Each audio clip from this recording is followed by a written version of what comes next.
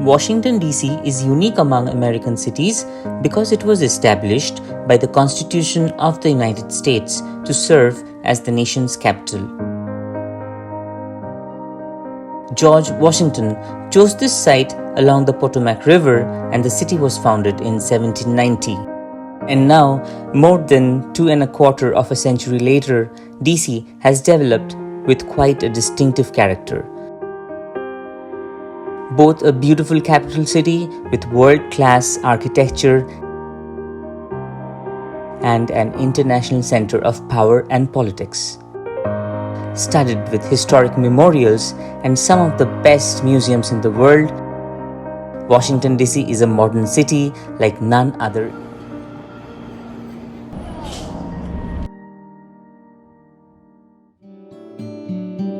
In this video, we will take a road trip from Ontario to Washington, D.C. Given you have only 2 days to explore D.C., we will cover what all should be in your list of to-dos. Without further ado, let's get started. We made an early morning start from Mississauga, drove to Niagara Falls, crossing the border at the Rainbow Bridge. We are done with the border formalities, everything was fine. Crossing the bridge at Tonawanda River, and in New York I think the tolls, they don't take cash anymore. You can always have the Easy Pass that's valid across several states in the US. Took a quick gas stop and now heading back to the road.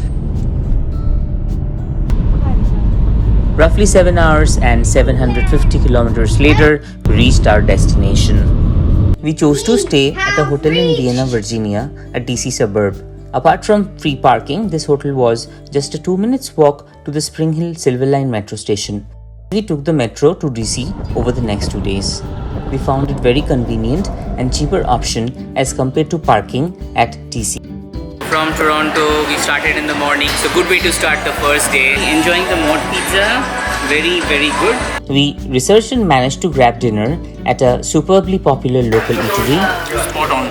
To get all geared up for the next 2 days. Day to morning for us and really excited to look forward. We'll go to the monuments, the museums. So that's the plan for the day. I think we'll pretty much stick with the same plan tomorrow. Heading to the Spring Hill metro station. It's the Silver Line. The fastest, cheapest and most reliable way to get around Washington DC is via the metro system. We're on our way to the Smithsonian. To see the museum. The DC metro experience is great. It is dependable and popular form of transportation around the city. There are 6 major metro lines and you can find maps of the routes in every station. So we have exited the metro at Smithsonian. We got down at Smithsonian metro station. Washington DC has some of the best museums in the world and they are totally free. Welcome to Washington DC. The famed Smithsonians have several museums, but my personal favorite is the Museum of Natural History. There was a bit of a lineup at 10 a.m. when the museum opens. I think that's worth it. It's worth the line. Besides, gaining energy from sunlight and carbon dioxide. While you can easily spend the whole day to witness the thousands of exhibits, my personal favorites were the Hall of Fossils, Rotunda, Ocean Hall, Egyptian mummies. In fact, there was also a live workshop which shows how to work with fossils. When in Washington DC, you simply cannot miss this place. It's that good. Done with the Museum of Natural History. So we are planning to take the Circulator Bus now because the Circulator Bus goes around the circumference of the National Mall and it stops at all the main attractions. Just get it from anywhere, $1 and you can get to the next destination. The Circulator Bus is a great way to commute around the mall and you can easily hop on and hop off at the main places of interest where the bus makes its stops. Next up was the US Botanic Gardens. With hundreds of species of orchids, plants from different climatic zones, this place is definitely worth a visit. I especially love the elevated platform in the tropical rainforest habitat. Make sure you check out the platform at the top. From the Botanic Garden, you can just walk up to the US Capitol building. So after the Botanic Garden, now we are heading to take a round of the Capitol building, which is right there. We are now trying to hit the Capitol building visitor center before 3:30 p.m. We were lucky to make it just in time for the free guided tour of the US Capitol. Right there is where the tour starts. Videography is allowed. One important thing is you cannot carry any food or drink inside. They will do a full security check. Guys, we are done with the security. Your visit begins as you enter the visitor center. The tours are free and offered throughout the day from 8:40 a.m. to 3:20 p.m. You have to collect the passes at the lower level of the Capitol Visitor Center.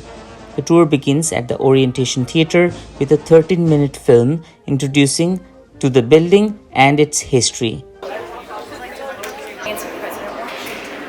He died in 1799. Put up when the old dome was still up there. And those are the oldest paintings in the Capitol. Those four over there, all painted by John Trumbull, who was an assistant to General Washington during the American Revolutionary War. So this was the House of Representatives. These statues. The Capitol is home to the US Congress and its two bodies, the House of Representatives and the Senate. Rotunda, the dome, the top of the building. Closer to the visitor center is where you should be because you get the best views. Make sure you visit the visitor center. You get a very good angle and it is almost to yourself. After a brief photo session at the Capitol, we headed back to the mall. Unfortunately, we were unable to secure the timed entry to the Air and Space Museum, which was in our to-do list.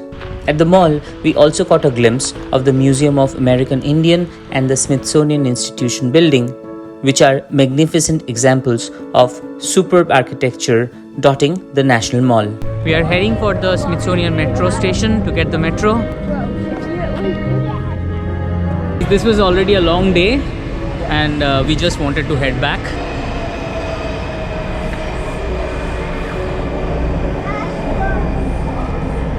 Second morning, we are heading back to the metro station to go back to Federal Triangle today.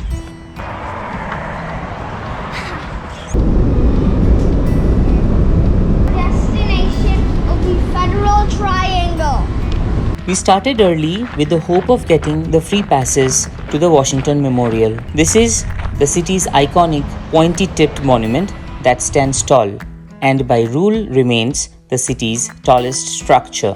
However, there are only 160 passes distributed every morning at 8:45 a.m. and the lineup is huge. You have to be in the line by at least 7 a.m. to stand a chance. Unfortunately, guys, we could not get the tickets, but nevertheless, the view is just glorious. However, if you plan your DC trip well in advance, you can go to the memorial's website and book your ticket. I will share the link in the description. While I was upset that we could not climb up to the top, which would have given us a chance to witness a bird's eye view of the city, the joy of roaming around the grounds of the monument was actually nothing less than amazing. Especially beautiful was the walk all the way up to the World War II Memorial. The Syrian World War II Memorial is a tribute to all who served and died fighting in the war. There are 56 pillars signifying the US states and territories and two distinct stages, the Atlantic and the Pacific, signifying the two major war theaters of the World War.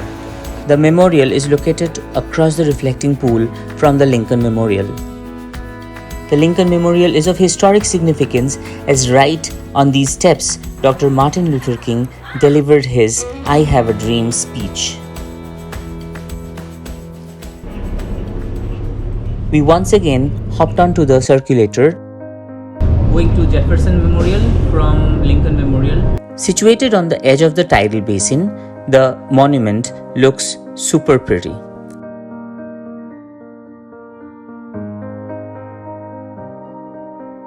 After the Jefferson Memorial, now it's time to go around the tidal basin to have a look at the Martin Luther King Jr. Memorial. From the Jefferson Memorial is a 15-minute walk along the tidal basin, accompanied by some unforgettable views to the Franklin D. Roosevelt Memorial. I had no idea that this memorial was so spread out, maybe a perfect tribute to the only US president serving more than 2 terms of presidency.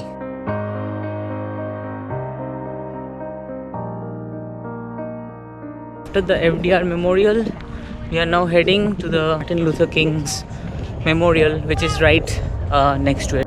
Next to the FDR Memorial is the newest and perhaps the most powerful addition, Dr. Martin Luther King Jr. Memorial. The memorial is a testament to the iron will and perseverance of Dr. King. The inspiration for the design is a line from King's I Have a Dream speech. Out of the mountain of despair, a stone of hope. Our next stop was White House. We got down at 17th and Constitution Avenue. This is the ellipse. This is the big oval park in front of the White House. You can see the White House, it's right there, but it's restricted enclosures and everything from different sides. We are just hopeful that we can at least catch a glimpse past the National Christmas tree and made it finally to the White House. We had hoped for a better view, but a glimpse was all we could manage. Nevertheless, we were right in front of the house of the US President. We then took a Uber. Our Uber has arrived. Hello. Had a good chat with the driver. It's the capital of Sierra Leone. You just said capital city name, Freetown. May God give him more long life and prosperity, man. Take him out, take him out. Thank you. Show him to the world, man. Maybe the world need this guy. And headed to a place which was long in my DC bucket list. Located in the U Street corridor, famous for its original half-smoke, Ben's Chili Bowl is an iconic landmark restaurant. So guys, finally at Ben's Chili, famous for its hot dogs, and we ordered the original half-smoke. Amazing experience to meet the original owner, Virginia. This place was started, as she was explaining, in 1958. And Ben and Virginia were the ones who opened the Ben's Chili Bowl back in 1958. Pleasure meeting you. Amazing experience. Thank you so much.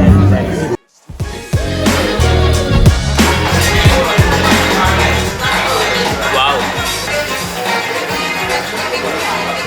It's messy, but it's amazing. Wonderful experience at Ben's Chili, liked by the presidents, players, and rock stars of all time. Ben's Chili, finally we got a chance to enjoy this incredible place. After what had been a tiring and long day, we bid adieu to DC and got onto the metro at the U Street. So that is all we had for Washington DC. It was an amazing trip. Early next morning, we started our drive back to Canada.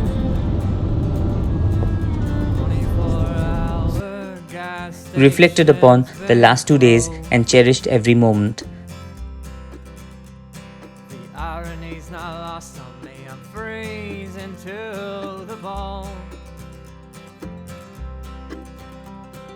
The tour was quick but left a profound and vivid impression etched in our memory.